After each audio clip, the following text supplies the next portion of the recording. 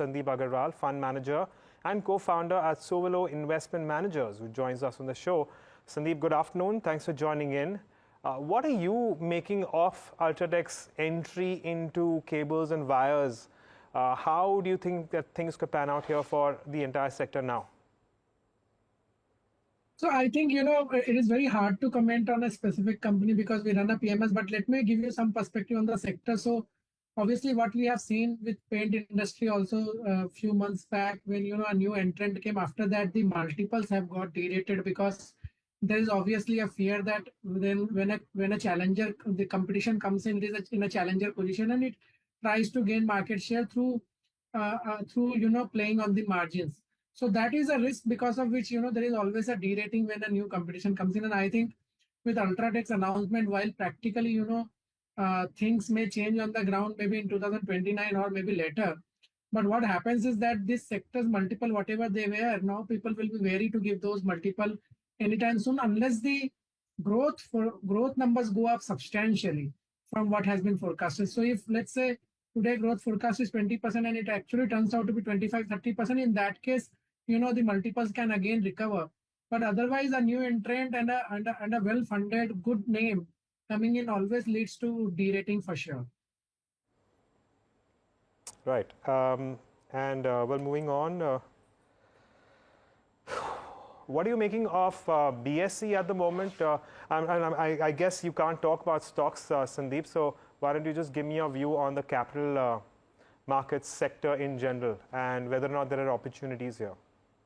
So, we love this space, the financial intermediary, the capital market space, the brokerage space, and all these spaces because, see, the penetration of equity in India is still very, very low. And we believe as equities penetration keeps going up with more financial awareness, I think, all these stocks will do well. Now, at a particular point of time, obviously, these stocks do discount a lot of positives which will happen in future. And because of that, sometimes what happens that, the stocks can go through some time correction or some correction at a point of time. But we believe that this whole space, whether it is the depositories, whether it is the exchanges, whether it is the brokerages, whether it is the wealth management business, I think structurally they are going to be very good for next 10-15 years. And that is the way we have positioned ourselves also. Okay, Sandip and Kush, stay on. One more stock that could be in focus tomorrow is Jubilant FoodWorks, right? They're hosting their maiden in-person analyst meet today. Mahima joins in with the key takeaways. Mahima. Jubilant FoodWorks is set to host its first physical analyst meet today, and before that they've released their investor presentation.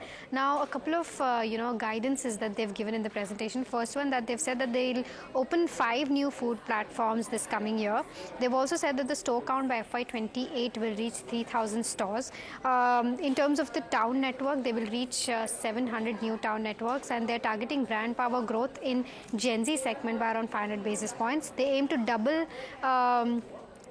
in fact, they've said that their revenue and profits both will grow at a double-digit CAGR, and a 200 basis points margin improvement is something that they're observing. In terms of their overall built-in food platform, around 1,000 crores of annual sales is what they're expecting, and this will happen along with scale-up of their digital platforms. Free cash flow maximization is something that they're expecting overall. Now, all of these things, of course, have been mentioned in their investor presentation, but a couple of things to watch out for will, of course, be questions like the competition coming in from Zomato and Swiggy, how DP Eurasia after the acquisition has performed because Q3 was weak for them, and of course, how and what is their outlook with respect to Popeyes and etc. So all of these questions will be something to keep an eye out in their overall investor presentation, and of course their meet as well.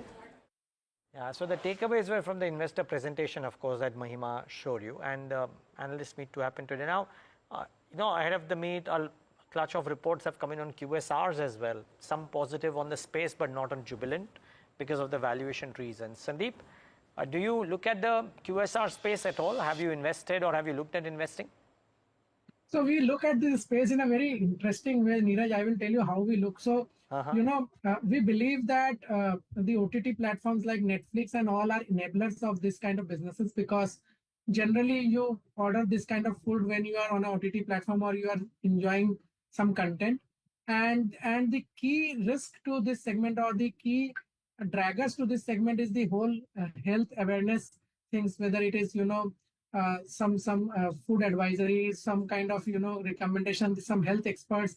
And also the way to look at this space is that you will keep on getting growth from the rural side, and you have to reduce the access of growth from the urban side, because in urban side there is a lot more awareness against this food because of all the programs which are run by health experts and the social media and all. And at the same time, there is a aspiring rural population which keeps on aspiring for more and more of this food. So, the growth rate has to be rural minus urban, and that is the way you have to forecast. So if you do that math, then whole this QSR space, if you see, seems to be a little expensive given what kind of growth can happen in next 5-10 years. So that is the only risk. Otherwise, it is a fantastic space to be in. Well, at least in terms of stocks and the way the price movement has come through, again, more or less falling in line with what the broader markets have done. That's not very encouraging. So you have, Devyani International, which saw a little bit of perk up about a few weeks ago, but once again it was sold into, as is the case for Westlife Development, pull up something like a Restaurant Brands Asia, and that exactly hasn't done well. In fact, Restaurant Brand is on a very prominent decline, unlike something like a Devyani International or Westlife. Maybe we can take one of these names and take a technical view as well. Let's take up Devyani International. Kush, if you can give us some sort of an idea about how to trade this one at this point in time. Well, among all the names that you mentioned, this is the only one that stands out, technically at least, because this is the only one holding above or just around the 200-day moving average, other than Jubilant FoodWorks, of course. Most of them have been, beaten down and how. So even this, by the way, is just consolidating. It's got a falling trendline resistance. So this space is more of a wait and watch kind of a list. You want to pick the one which has least underperformed. You don't want to be a part of such a list. So I wouldn't really recommend to trade into this. But if you were to pick one, then Devyani International is something that you can consider with the stop loss near the 168 mark. But as I said, all in all, as you rightly pointed out, most of these players have been beaten out of shape. And the ones that are holding ground are just that, they're holding ground. There isn't any particular traction or momentum just yet in some of these ways. Okay, hold that thought. We move on and take a look at the aviation space. We have India's budget airline player who flew back to positive territory in earnings, a profit of around 25 crores for the December quarter. And Mahima is back with us to tell us about the key highlights from the earnings. Mahima, the street is not looking impressed with the earnings. What can you give us in terms of details? So, in terms of the key highlights of the earnings, well, there was an improvement of around 18% in available seat kilometers. The company has turned profitable, but this is because of one-off other income. In terms of the revenue passenger per kilometer rose by around 23% quarter on quarter, and passenger load factor also has risen to 84% from 81% QOQ. Lastly, cost per available seat kilometers also improved QOQ. So, operational metrics in terms of SpiceJet are improving.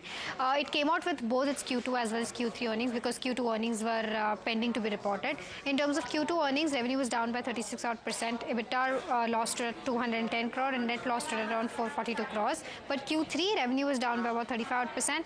EBITDA stood at 85 crore, margins stood at 6.9, and net profit at 25 odd crores. And this is, of course, because of a one-off rise in other income. This other income stood at around 419 crore, and this was this other income came along from restructuring of lease obligations with lessors. Now, in terms of a report on SpiceJet on the back of earnings, INCRED says that it believes that a scale-up of its operations could reduce FY26, reduce in FY26. The company will be able to retain the entire benefits of the reduction in overall cost per available seat kilometer, and they have factored in that SpiceJet's entire fleet will be operational by FY26. In terms of QIP utilizations, overall 3,000 crore was raised, out of which 2,400 has been utilized. Out of which 600 odd crores have been utilized to pay off GST, TDS as well as EPF dues, and Around 1200 odd crores have been used to settle the disputes with aircraft lessors, and the claim was around 1700 odd crores. Lastly, auditors of course have continued to flag off the going concern which is in danger, but management is of the view that the accounting needs to be done on going concern basis, and it's appropriate accompanying the company statement. So both the views are contradicting, but this has been the case for SpiceJet since last year as well. Interesting. Okay, thanks, Mahima. Well, Kush was on the button this morning wherein he said that he doesn't quite like, this morning or yesterday, he doesn't quite want to go out and look at SpiceJet. Sandip, last week a clutch of reports came in which said that because of the Kumbh, Interglobe will benefit. What will help Interglobe will probably help SpiceJet as well, right? So, is this stock bottoming out, you reckon? I know it's that business which is not high ROC, high quality, etc. right now, but is it attractive from near-term triggers perspective? So Neeraj, fortunately, I visited Mahakumbh and I was at the airport like 7 hours before the departure back to Ahmedabad. And I spoke to a lot of people there on the airport who are handling the airport. So it was a temporary airport in which approximately around 20 aircrafts of SpiceJet and 20 aircrafts of Indigo lands every day, with a total capacity of 80 aircrafts landing. So I can tell you a little more about that. So, everyone has made a killing in Kumbh. There is no denial about it. And my view is that, can only Indigo carry the number of people the way India is growing? I think that is not possible. Obviously, there is Air India along with Vistara, but I believe that there is space for more airlines. And while, SpiceJet's balance sheet is very, very stretched and it is levered, and this kind of balance sheets are not liked by every investor. So I think from a stock bottoming out or not, it's very hard to give that call. But I believe that, there is a space for one or two more airlines because the amount of traffic which the country has and the amount of traffic, the way it is growing, there will be, space for more players. And if there is a rational player who can keep control on the cost and efficiency, there is money to be made. Indigo has shown us that, money could be made in this industry. So are you biting the bullet, let's say, and going out and thinking that it's worth maybe going for a SpiceJet at the current levels? It is very hard to comment on specific stocks because we run a PMS. But let me tell you, we don't have so much guts actually. We don't take so much risk. Okay, fair call. Yeah. Sandip, final question to you, and then a question to Kush on some of these names as well. But Sandip, to you first, and which is some of the two-wheeler names or auto names which will come out with the numbers. Now, do you expect any fireworks or do you expect it to be a tepid month? Honestly speaking, the way things are moving and the way there was a liquidity crunch in between, I believe that this month will not be exciting. But let me put it this way that, the relief which has come in income tax, that will definitely have a positive impact going forward. The only challenge we are facing is that this is a sector which has been a blue-eyed sector for everyone for quite a bit of time. And I think, the positioning in the sector is very aggressive. So, almost everyone is overweight. Almost everyone wants to have these names. So while there is a tailwind because of the tax side and all, there has to be really, really, good numbers or strong numbers to maintain the momentum. That is the way we look at it. So it is in a good run-up, good times. So it is continuing within good times. So that is the way I would put. So price to perfection is the risk. We leave it at that. Thank you so much for joining us and taking us through your views on the markets.